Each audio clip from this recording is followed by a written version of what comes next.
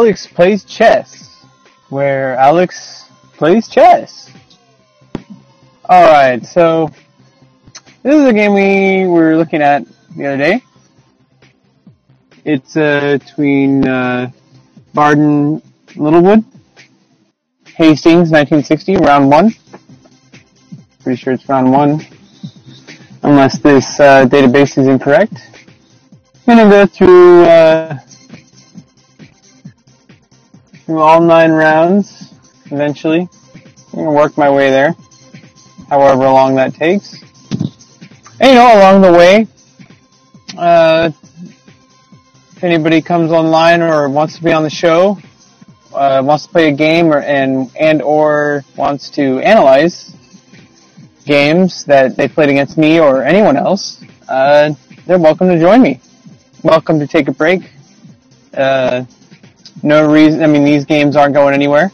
They've already been played about 77 years ago. So it's actually 1960 seems like a long time ago now. I remember when it makes me sound a little bit old. I'm still pretty young. I'm 29 right now. So,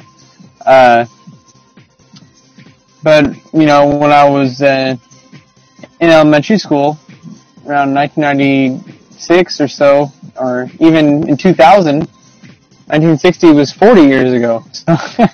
So when I was 12 years old, 1960 was 40 years ago. Now it's, how does that work? Yeah, 40 plus 7, okay, so it's 57 years ago. Sorry, not 70 years ago. 57 years ago. 70 years ago would have been the 40s. Okay, so it's not as long as I initially thought. So it is 57 years ago. It's still a pretty long time ago. It's longer than it was 17 years ago. Some people were born in 1990. I was already 12 years old. Wow, I am old. Says the young man. Yeah, no matter how old you get, you're always going to be younger to somebody. Anyway, this is where we left off. It seems to be this kind of Queen's Pawn opening. Standard development here. I guess this is called the Noni. Good to know. The advanced variation looks like. Obviously. When you have the pawn moving that way, it's an advance. Now, obviously, if knight took here, pawn would take. Not something black would want. If you didn't see that, some people are still trying to visualize the board, and even the simplest of tactics are good to review. So even if you're an advanced player, I really hope you're in this channel and helping me out here, but right now it's I gotta help myself and whoever comes out here, either equal or less or greater rating and strength. More important than rating, I think, is strength, but rating is usually a good indicator of strength. So obviously black does not want to take with the knight here, because then if you disregard, it's nice that game engines and all that give what's off the board, and obviously when you play over the board you can see what pieces, but it's also good to look at what's on the board rather than what's off the board. So right here what you see is that, okay, black is missing a knight.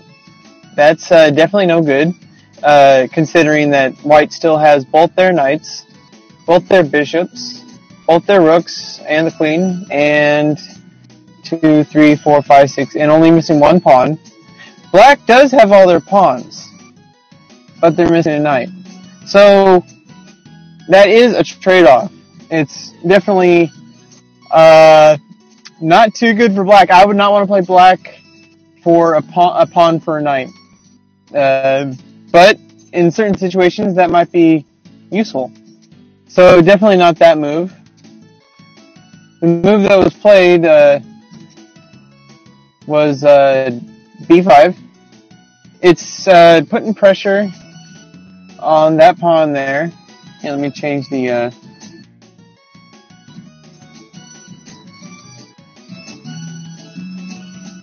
and maybe change the color. Nope. Yeah, I like green. Well, what about purple? Green's good. Okay. So, black's putting pressure on this pawn. Now, oops. Aw, man. I just closed the whole thing. When you look at that, this is why you need to slow down and not type so fast. Let me start the timer for the stream. Actually, let me just restart the stream. No, it's fine.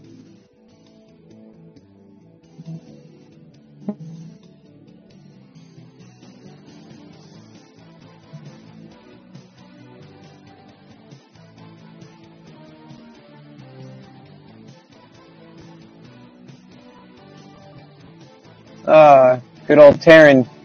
Tearing it up. Okay. Now I gotta reload that whole thing.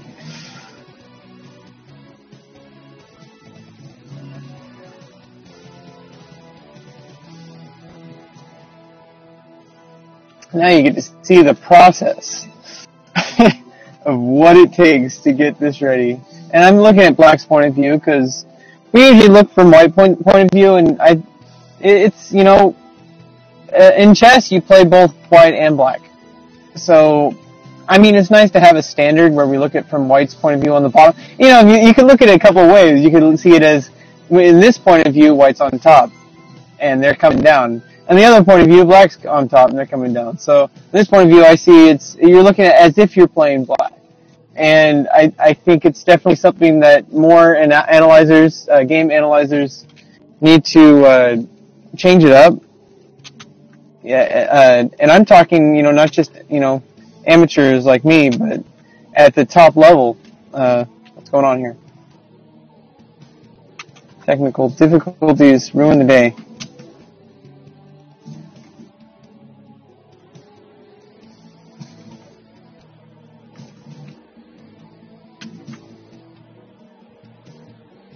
Oh, that's what's going on. Yep.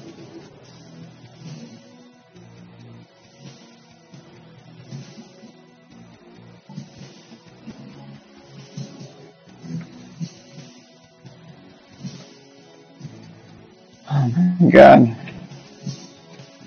Oh, I'm in still resize mode, that's why. There we go. And, oh, I need to load the base. All your base are belong to us. At least nobody's here, although in the replay it's going to be kind of lame. 2 minutes of me trying to set this up. Alright. And the tournament's window's got to load.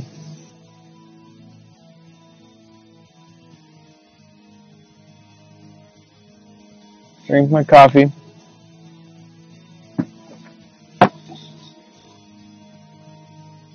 Okay, there we go. Hastings. Okay, we go to 1960. Close that window. And load the games.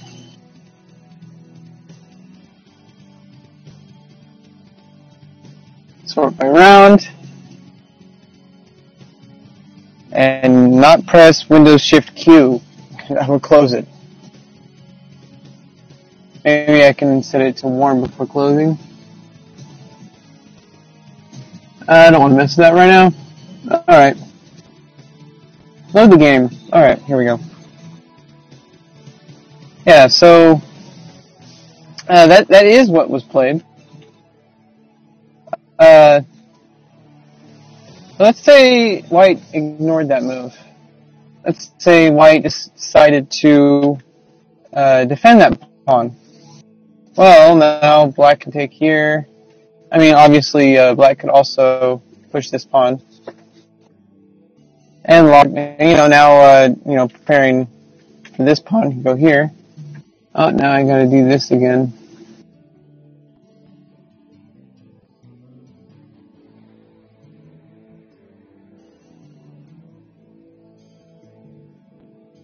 But,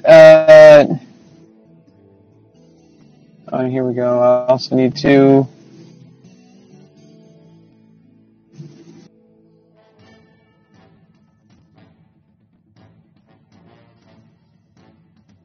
see.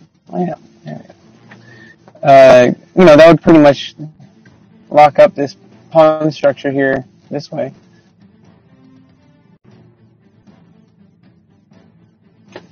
But if instead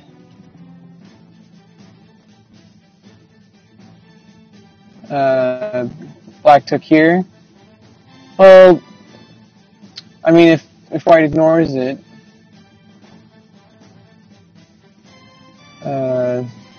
there's some messy stuff going on here. It's a little messy. I don't know if I'd want to play with this as black. So, but what is there? Is there something where I can move here, pinning this knight, and then all black has to do is put the knight there. So I guess after that, one of the moves that white could do is go here. But it's not. It's another alternative. Defend this. I mean, if he defends that knight, I mean that pawn. With that pawn, then it's still the same move. If he defends this pawn, then it's just takes this pawn right here, still attacking this, which is pinned. So white would have to move here. But then knight takes, attacking the queen. And if he trades off, check. And white is definitely not happy here. Yeah, sure, doubled pawns, but almost right there, Doubling pawns is not always bad. It's generally not a good idea because then look at that. Those squares are all defended, so the pawns are still acting. They're just not, they can't defend each other, is the only problem. It can cause problems, but it might not always be as bad as you think. Don't discount a move just because of some rule. Then again, don't disregard the rules just because you think that it's, look through the positions and decide for yourself using your experience and your knowledge in order to come up with the best move. That's really the ultimate goal of chess, is to see how strong you can get. And a stronger player is going to have more experience and more knowledge. And there's nothing you can do about it without doing it. The thing is if you don't play games and analyze those games, you're going to be playing the same way. It doesn't matter how much knowledge you study. Without applying that knowledge, you're going to be a little better, possibly.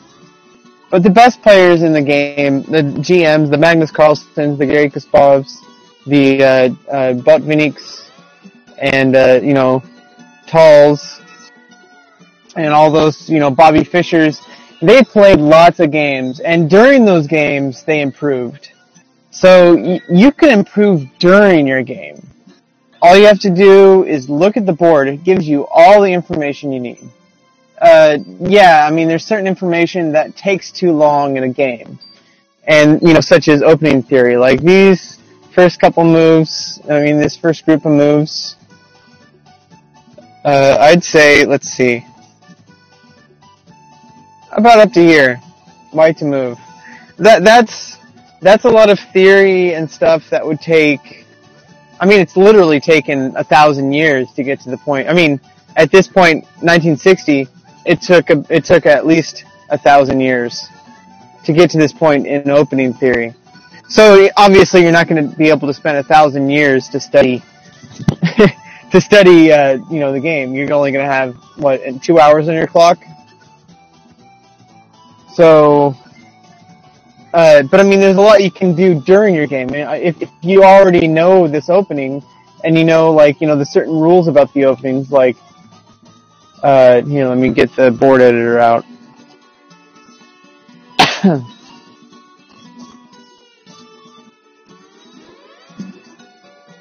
If I open up the board editor.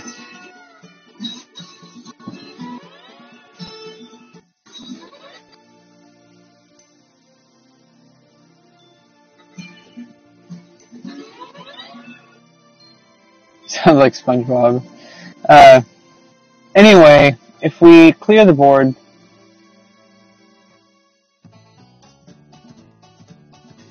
alright, clear the board. Now, all we have right now to develop, first of all, we start out with kings. They're both on the same line. That's one thing in order for visualizing the board. Understand that the king side is always going to be over here. I mean, if you're looking from white's point of view, it's going to be on your right.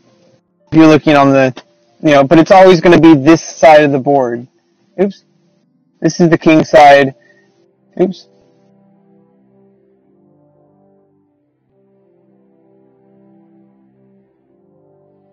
And this is the queen's side. You get the queen. Sometimes you got to break down the board in order to learn how to visualize.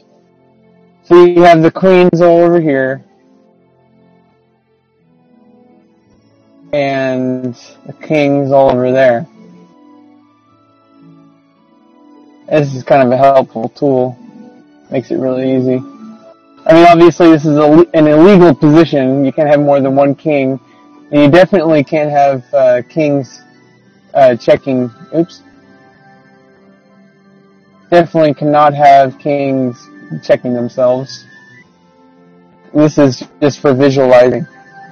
So you see you have the king side, the queen side, black camp, white camp. If you split the board down in half, but then you can split it down in fours. I mean, I guess you could get really technical and break it down to knight side or bishop side. Not going to go there right now. That's a little bit too deep. Basically, in the beginning of the game, you want to get your pawns out to the center. You want to defend those pawns. And you want to get your bishops out of the way of the king and king the castle. So you got two rooks here. Remember that you always have the rooks on both sides here. They're not connected. Right now, they're with the king in the way. They're not connected. What you want to do in the opening is you want to move that. You want to get the king side is always going to be faster to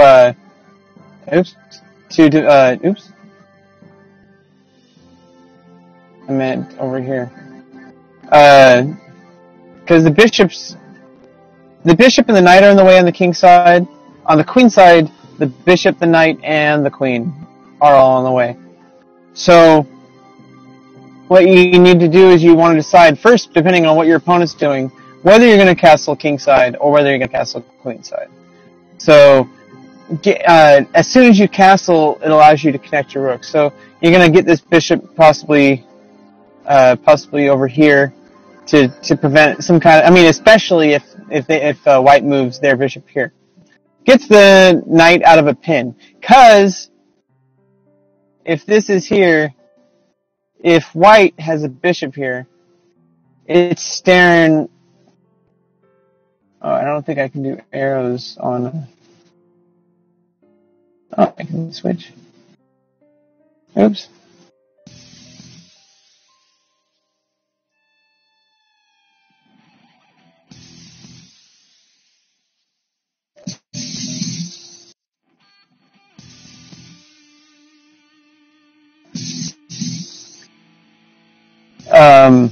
Yeah, I can't do arrows, I don't think. So, I mean, that bishop is now looking at the queen. The knight's in the way, yes. But if black moves this knight, let's say attacks the bishop in some kind of attempt to attack the knight, you just gotta remember that whenever you make a move, your opponent has the ability to make a move before you can make another. If you can move twice, then obviously you'd want to move here, and then you would take. But that's not the case. The case is that when you move, your opponent can move. So if let's just say you're thinking, okay, I need to attack this bishop. I'm going to move this knight here. It's going to attack that bishop. Well, guess what? Bishop can now take that queen. And yeah, black can take that knight, that bishop. But that's a bishop in exchange for a queen. This is one of the things that basic chess analysis entails. Is we need to think about, if I make a move, what can my opponent do? And if I allow them to achieve something, will it be beneficial for them, or will it be beneficial for me? It's not. I see a lot of newer players, I've noticed, once they learn the moves of the game, and sometimes a lot of people learn the moves of the game, but they don't fully learn the moves of the game. And that's a mistake in my book. If you don't understand all the legal moves that you can make, like how to move a pawn, how to en passant, how to castle, how the knight moves, how to checkmate, what a checkmate is, at least. How to checkmate is a matter of strategy. But what a checkmate is, it means that your king has no legal squares to go to on their turn. And what a stalemate means that you're not in check, which means check means that your king is under attack, but you have no legal moves to go to, which means that it's a draw. Both players neither win or lose, which it's both players get half a point if it's a tournament setting. So another thing is, you can't put your king through check. You can't castle check. You can't that's why you can't have two kings next to each other. This is never a legal move. You can never have the king and the king next to each other. Because, it's not because, you see, the changing and thinking happens when you think, not that you can't have kings next to each other, but that you can't put your king into check. And if you moved your king next to your king, you would be disobeying that law. Which really, there is a list of, FIDE, rules of chess. This is legality. This is like a law book. Here. I really like FIDE's Laws of Chess. This is the official FIDE handbook, Laws of Chess. And it's written like a law book. So, it's really, I think it's like a one-page read. If you really want to get better at chess, read this handbook. At least as far as the laws of, this talks about, the actual, tournament stuff. But the basic rules of play. The game of chess played between two opponents who move their pieces on a square board called chessboard. Having this clarity of thought allows you, it seems like a lot at first. It seems like a lot. I'm not gonna lie. It seems like a lot. But you spend some time to actually, a lot of people, I think, I'm not gonna get too deep in philosophical or political, especially on this channel where I try to avoid political issues, or social issues or whatever. But one of the biggest issues, and I take care of this in my writing, because I'm a writer and I also play chess, and as a writer, I like to try to, obviously the story comes first, but the thing is that when we write, we even when we're trying to commercialize something to the extreme, the most commercial endeavors on the planet still have core beliefs and philosophical notions because they're made by human beings.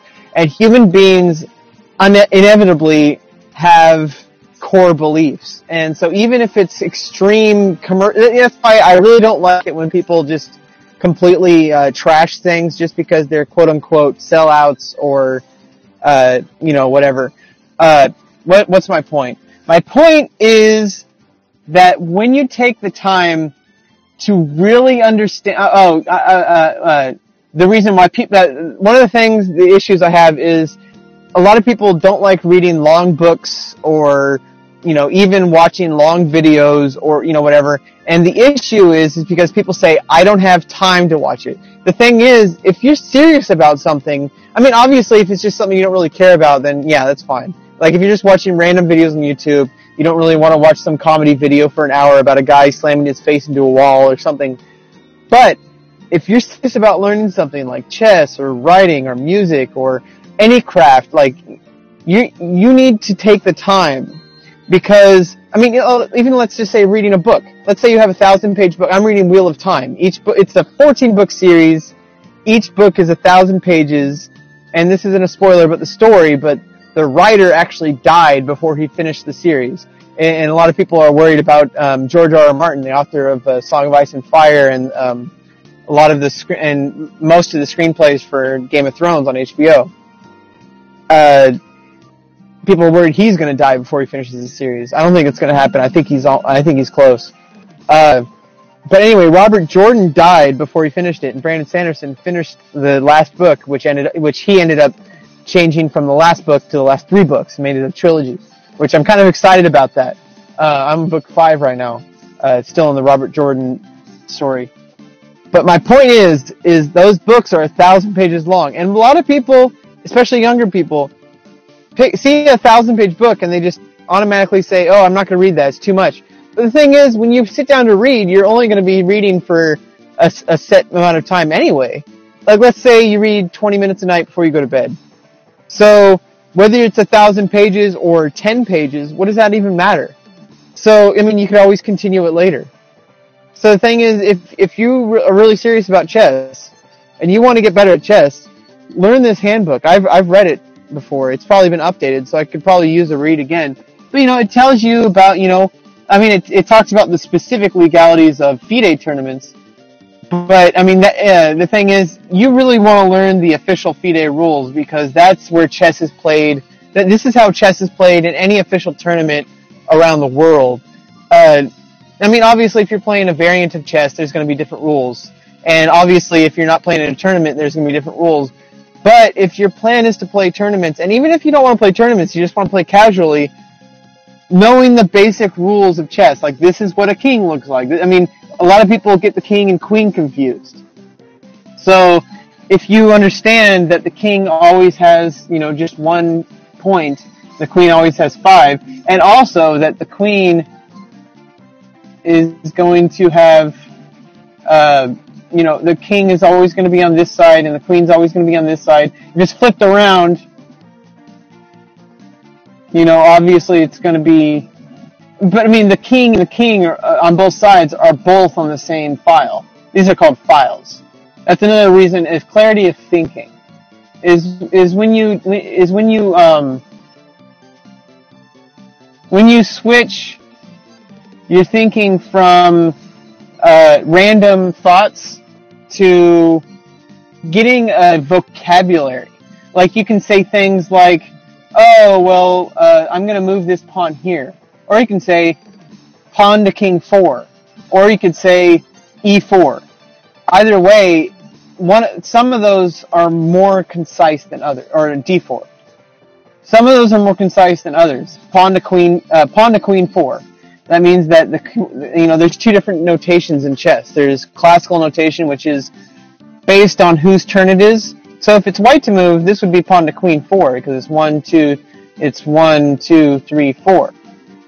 But if you use another notation called algebraic notation, and a lot of people get turned away from that because people give up on things before they even start. What's going on? Oh. But why? Just spend some time on it. Things aren't so scary once you spend time on them. But anyway, my point being is basically, once you understand the vocabulary of chess, or anything, but chess, once you get the vocabulary of chess, you can start analyzing deeper. And it's a lot of people who are starting out in any kind of, chess or writing, they get these conceptions about, if I learn these things, it's going to limit me. I don't know why people think this, because if anything, it opens you up to more possibilities. Because now you don't have to pay attention to the vocabulary. You don't have to think, oh, how do I explain how this bishop is here, why I need to put the bishop here, I can't move that, because if I don't want to lose a queen, this bishop is here, that means I can't move it. It adds all these layers of unnecessary explanation. When all you have to do is say, oh, this knight is pinned. Alright, if you study what the vocabulary means, and you understand what pinned means, then you don't have to think about it anymore. You can think about, okay, this knight is pinned, so how do I deal with it? Now you can actually analyze. You can actually go in and think about, okay, how do I get out of that situation? And you're like, oh, if I put the bishop to king 2, now the bishop is, now I can move that knight. Because now if I move that knight, not only am I attacking the bishop with the knight, but this bishop is also attacking the knight. And if white takes the bishop, then black can take the bishop with the queen. And now there's a whole field available to you for analysis. You're no longer limited to thinking only one move deep. You can think maybe 2 or 3 moves deep, because now you're spending less time on vocabulary and more time on actual strategy. So, but yeah, basically in the opening, okay, I'm going to show you this. These pawns are here. But if you take away those pawns, or take away the pawns that, let's just say these are defensive pawns. These are really the only pawns that matter in the opening. That's not true, but for understanding the theory of the opening.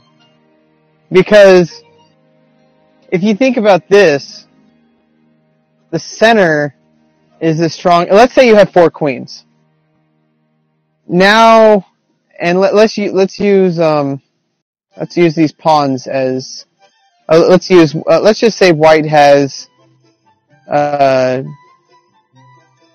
bunch of pawns. So this queen is attacking these 3 pawns, these 3 pawns, these 3 pawns, these 3 pawns, and these 3 pawns. So that's 3 times 1, 2, 3, 4, that's 15 pawns. Now let's say this queen, okay, let's even move these queens out of the way and show it even further. 4 pawns, 4 pawns, and 4 pawns. So it's talking 3 times 5, 15, plus 12, plus 4 times 3, 12. 12 and 15. 15 and 15 is 30, minus 3 is 27. 27 pawns. Now let's say this queen was, instead of here, queen was here. Alright, so all these, okay, now it adds some, these pawns. But now it takes away all these other pawns.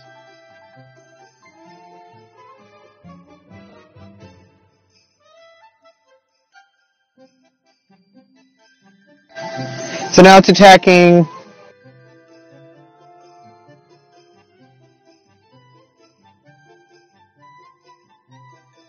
1, 2, 3, 4, 5, 6, 7.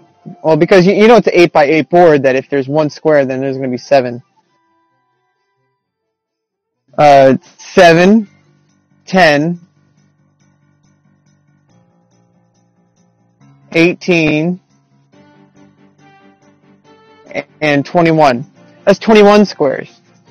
And yeah, you could argue that because in a real game situation, this queen's a little bit safer because you would have these pawns here. So it would be harder for the opponent to attack this queen. Still, if you control the center, I don't think, I mean, I could show other ways too. This knight, for example. This knight is here. It's attacking these pawns, these pawns, these pawns, and these pawns. In a full circle. 2, 4, 6, 8. You can go to any of those squares. Likewise, if you have the knight, let's say, right here. Well, now, you can only go there. That's 2. Now, if the knight was here, it's more, this is actually in the center. It's still better than the corner. So now it can go here, and that doubles the movement moves. But it's still not as good. And also, if you tilt your head to the left, you can almost picture that this side is the same, because it's 1, 2, 3, 4. 1, 2, 3, 4. As if the knight were here. So really, there's 4 sides to the board. You could pretend that any of those sides is the first left, which is a good way to think when it comes to trying to checkmate your opponent. If you can get your opponent's king to the side of the board, especially the corner of the board, but I mean the side of the board on any of these sides is going to be close to a checkmate, especially if they're in the corner. The corners are always going to have a lot less moves than the center. Because, I mean, you look at the king here. You can move anywhere here.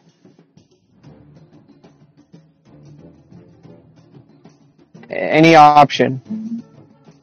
So, it makes sense that if you let your opponent control the center, you're going to be having a hard time controlling their attack. I mean, defending against their attack. So, you have these pawns here. Then, if your opponent moves a pawn here without defending it, then it can be attacked.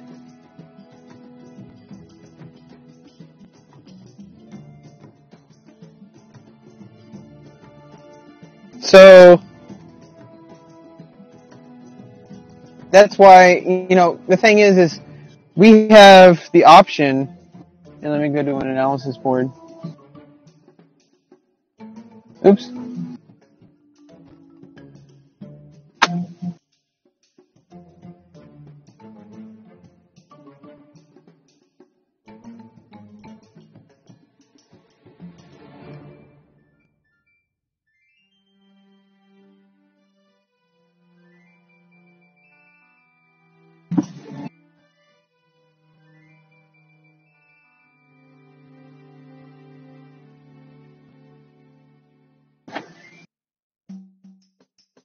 So here we have the usual turn events in a standard opening.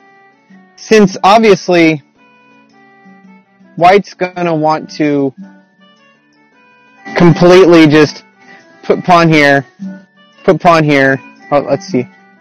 Put pawn here, knight here, and let's just say for argument's sake, bishop here and bishop here. I mean, obviously that's not going to be as good. I mean, let's just say bishop here and bishop here. Or possibly bishop here. There's lots of options. I'm just going to say right here because it's safer. And then obviously the castle, let's say castle's, white castle's king side. And now rooks, let's say rooks are here, rook's here, and the queen's here. So obviously you don't want your opponent getting that, because if you allow your opponent to get that with, I mean, let's just say every single turn you just like moved your knight in there and then moved it back.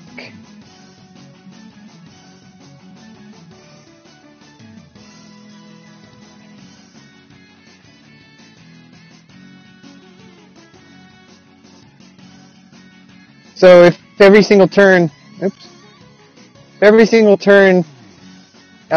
black just moved their knight here and then moved it back, and then obviously the rest of the pawns.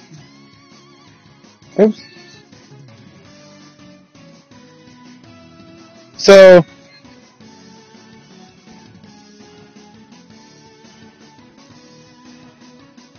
if white was allowed this position, I would definitely rather play white than black. Because, yeah, you could say that black has a defensive position and is more defended, but in reality, if you were allowed this position, white would be able to just destroy you. Because look, white has this file here with the queen and the rook. You would have to spend time as black, trying to develop your pieces similar to how white has. If you know, as a fun exercise, here, let's actually continue from here. I've never done that. Oops. Let's continue from this position, playing against the computer.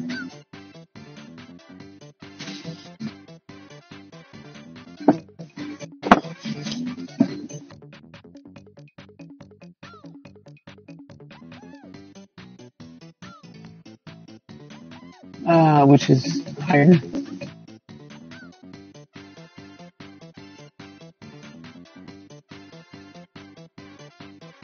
Not sure if higher is stronger or not. Oops.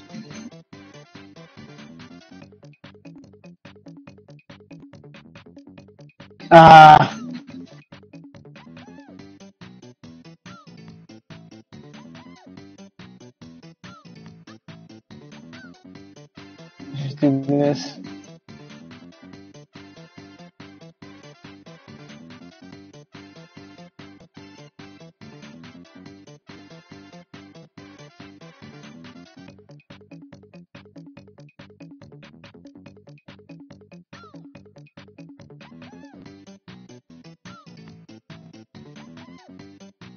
I mean, you can see that's 10 moves that white took to achieve this. So obviously in a real game, and let's say white to move here, and that's 10 moves that every single time you make a move, your opponent has the option of making a move. So this is definitely a fancy position. Continue from here.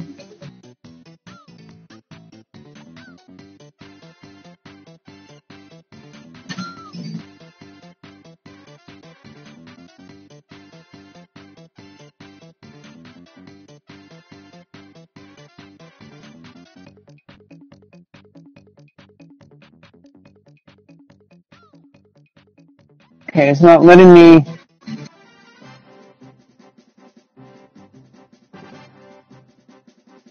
It's not letting me. I'm trying to play as black.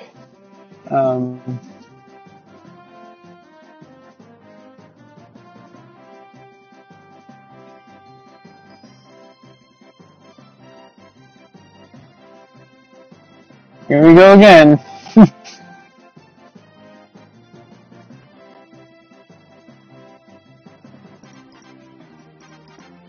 Oh, here we go. Black to play.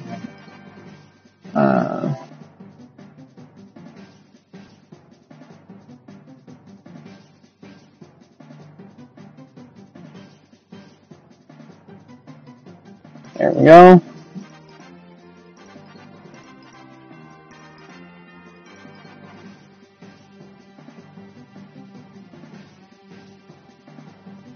Oh. Okay, here we go.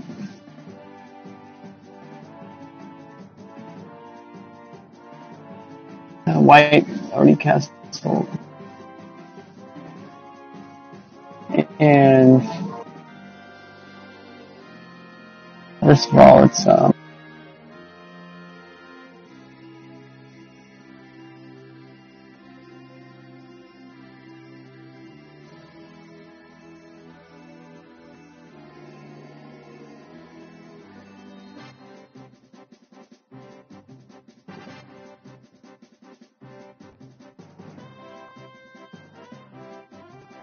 okay, I chose black.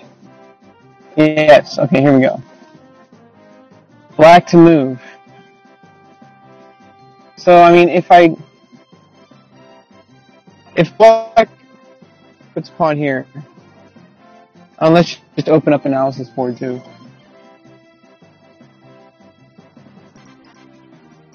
Oops. Oh, man.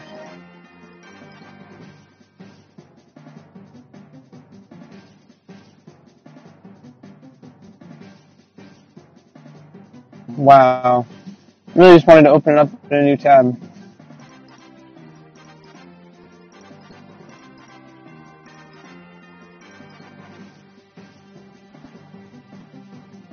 Here we go.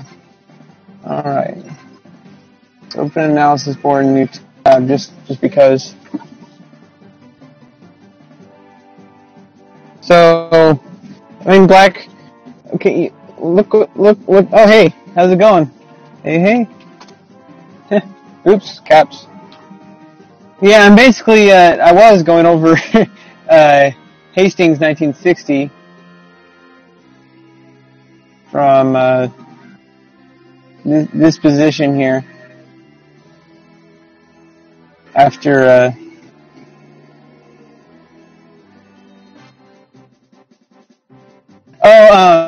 what I was doing was I was explaining the strategy of the opening, and basically like why allowing your opponent like if black just moved back and forth over and over, why this position will dominate against black's position. And also, I was explaining earlier also about understanding the rules of chess, like how actually like the legal moves, how to en passant, how to castle, and basically why it's important to understand vocabulary. I'm definitely going to save that as a highlight because I don't want to explain that again. And plus, there's nobody here watching, so I'm going to use that as a highlight, because, yeah. But, I mean, basically, if black moves here, then you just lose a pawn. And, yeah, you could try to attack it, but it's defended by this knight. So it's like, what are you going to do, I mean, if you go here, if you play defensively, black could just start to just like, let's just say they go. I mean, even here, attacking this queen.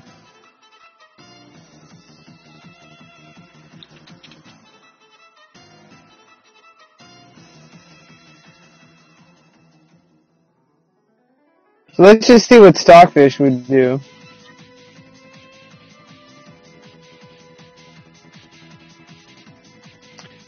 He attacks it. Take here, takes there. Or with here, the queen. Send knight here. Just really encroaching. Okay, oh, this is even worse. Now he's gonna trade queens. Let's see how quickly. Oh, it's checkmate right there. So yeah, you don't want to do that. Let's say I went here. Oh, it's already over. Anyway, yeah, 15 minutes sounds good. You want to join the Discord, or you want to wait till after for the analysis? How about we play a 15-minute game and then we do the analysis? Or do you want to? Yeah, I kind of, if it's a quick game, I would kind of like that, because then, I mean, obviously, I don't know. You can do whatever you want. You can join the Discord. or not.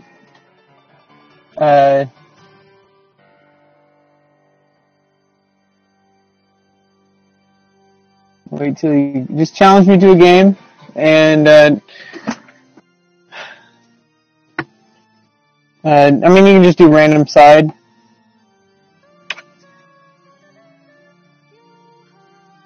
See,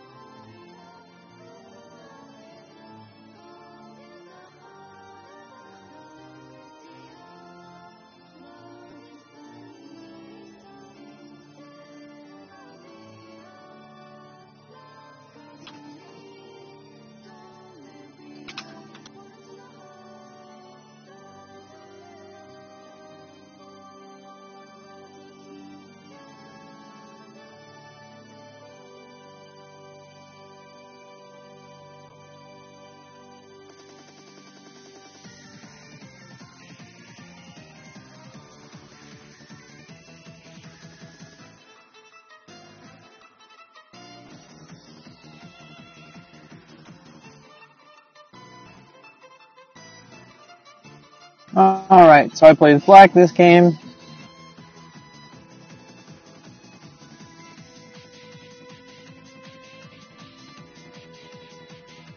I'm getting sidetracked here. I was trying to think of how to, I know there's a command that lets you update the file as you show the last whatever lines. So it'll always show the newest, but whatever. Alright, so I like this versus that opening. I don't like doing Queen's Gambit. It's Queen's Gambit to me, Queen's Gambit Decline is similar to, as far as opening theory for me, it's too much. It's like, the Sicilian, which as white playing 1e4, I kind of take a gamble every time, which means I have to understand the basics of Sicilian, try to transpose into a more standard, standard opening. Okay, so he goes bishop here, he's stacking this pawn. But it's defended by the queen, so I have time. I mean, if I put this knight here, pushes the knight, and pushes the pawn, knight takes, and it's both attacking this bishop, and protecting that square. Oops. So, I mean, if I push pawn here, and put the knight here, then you might want to do something like, oh, yeah, I might, I don't know, let's go.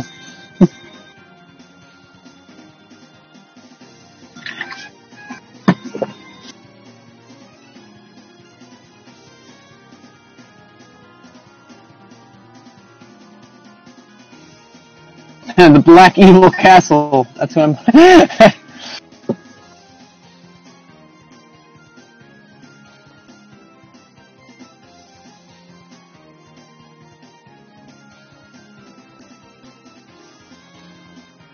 3.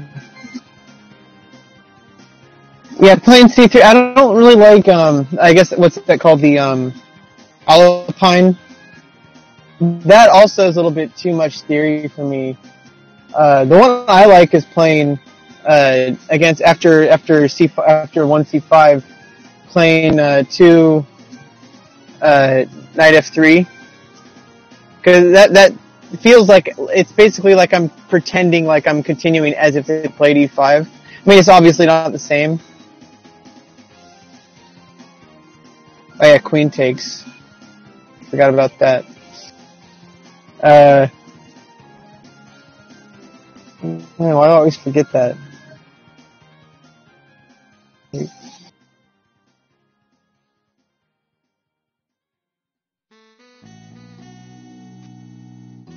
Ah!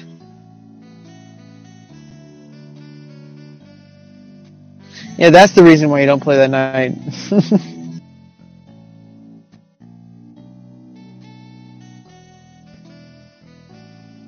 Well, what can I do? Thinking going there, pushes it out of the way.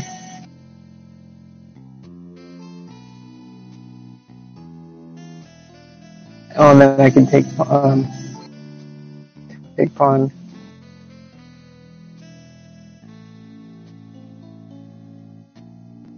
But I don't know.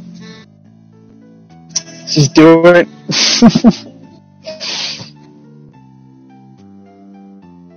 He's probably not going to do that because of that.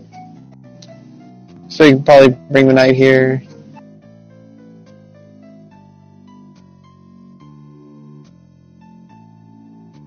I mean, if he does that, knight takes. Phoenix, right? I have no idea. It's Rainwave game music. Rainwave game radio. Oops.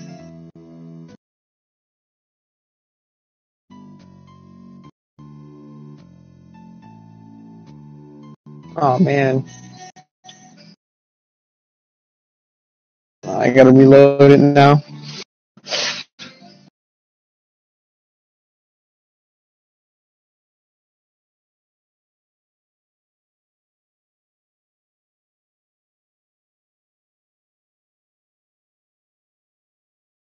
Yeah, it defends that pawn there.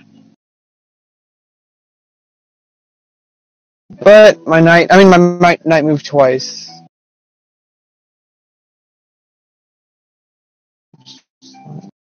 Move this pawn here.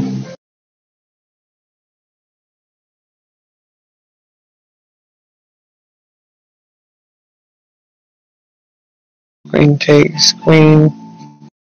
And I lose my ability to castle. White's getting the pawn really up here. Also attacking this square. Moves this pawn here. He's got a pawn center like that.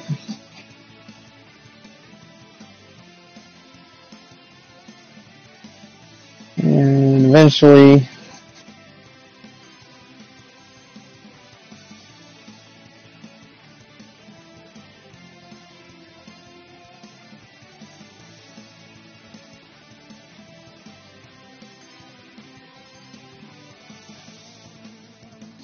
I'll get my bishop here. But if I put pawn here, queen something, or even just put the pawn here. Yeah, white's gonna get to develop a lot.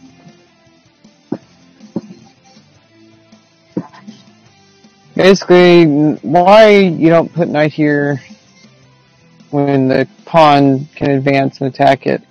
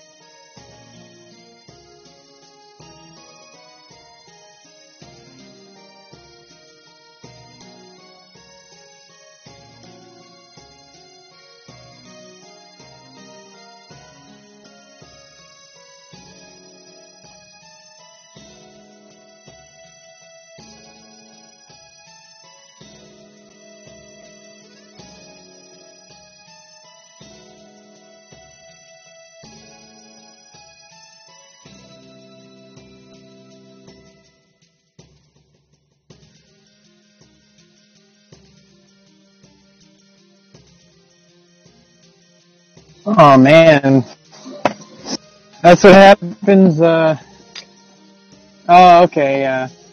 Pretty sure this is not the right move right here. Because after he pushes here, I don't know, would it have been better just to, at this point, just to go back here? I think this would have been better. Even though it's moving the knight right back where he started, I think because what happened in the game was, you know, he eventually chased that knight back here anyway.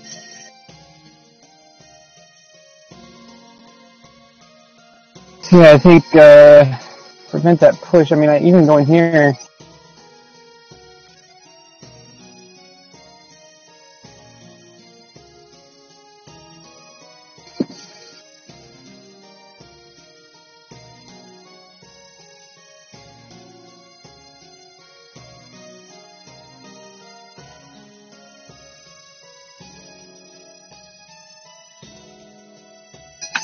yeah, it was going, I mean, it was tough for black, but as soon as I put the bishop there, I was running on time trouble, and I thought that would have been a good spot for the bishop, but I forgot that the knight was right here.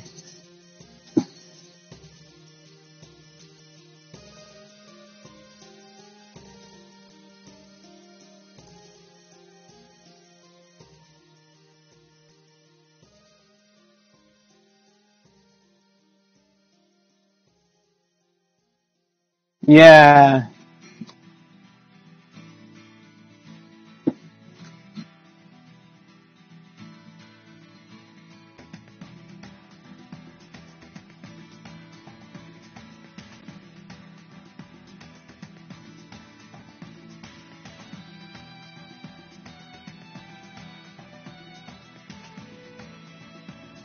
Yeah, I'd like to play more games. Hopefully I make smarter choices in the opening. It's just like it's like a snowball effect. As soon as you make a move that allows your opponent to gain even a small advantage. I mean, this is a pretty big advantage though. Forcing the opponent to move their knight and gain space with the pawns. That's pretty big. And you know, like white gets to develop. I mean, I don't know about this move instead of the knight. I don't know. I don't know. Is that usually people go right here? I don't know. I don't understand this move yet because I always see this as part of the opening of the Indian game, the Nimzo. But I don't understand why here. I mean, I know it guards those squares, but the knight still can't go here. I don't really understand. Like, why not just go here? Because then you can put the knight there without worrying about it progressing or advancing.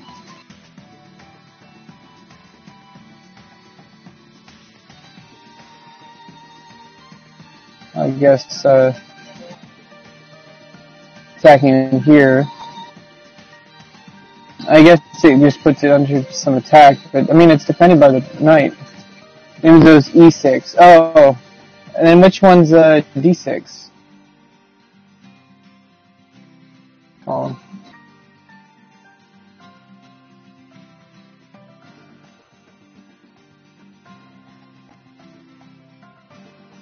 Yeah.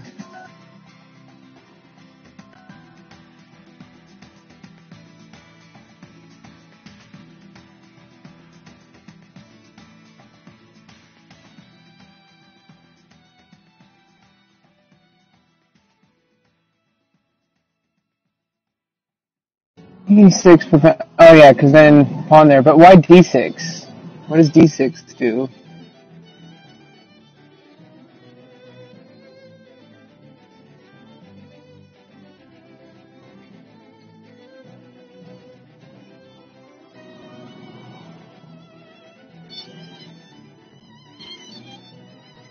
Yeah, not many people played this. This is probably something White probably made a mistake in these games.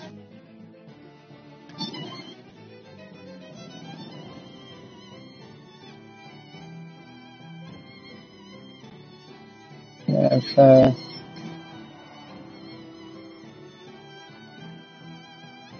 if E6.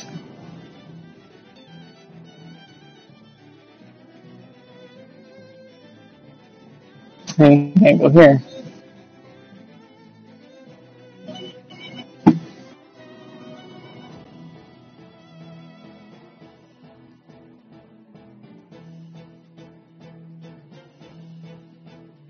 Here.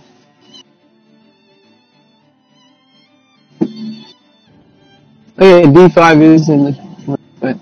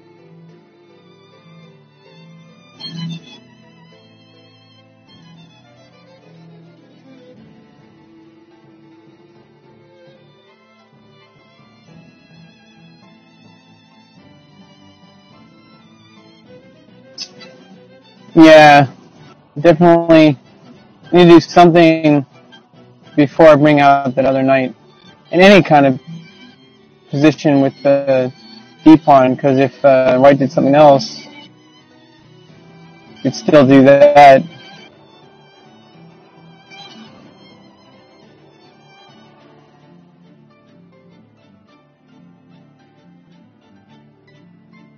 And that's really tough right there. A nice way over here, and eventually he's going to get attacked again. And has to go back home.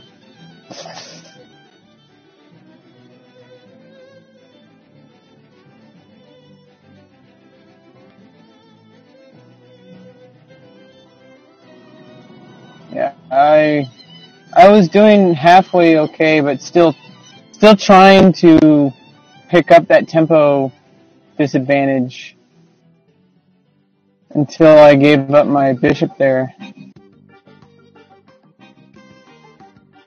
I mean, even moving the bishop here might have been better.